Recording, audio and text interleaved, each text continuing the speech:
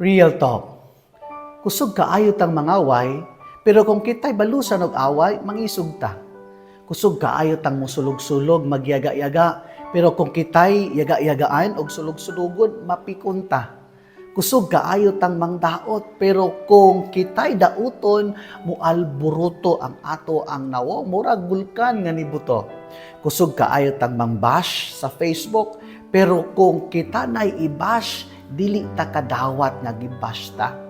Kusog kaayo tang mo comment sa Facebook og mga binastos og mga pangpangdaot, pero kung musumbalik gani nato ang tanan nga atong gibuhat o kita na po'y komentaryuhan og mga dili maayo, mang-delete dayon ta og post, mang-delete ta og mga comment og atong ibilin ang mga comment nga dapig ra gyud kanato. Dayon mang-block ta.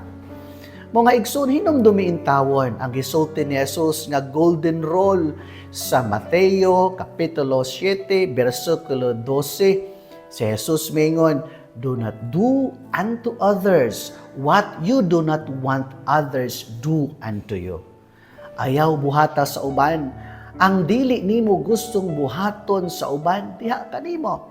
Kay dili lalimsa kung mabalsan ta sa atong kaugalingong binuhatan, kay nisumbalik nato ang tanan. Mga igsuon, ayaw buhata sa uban. Ang dili nimong ganahang buhaton sa uban, diha kanimo. Amen.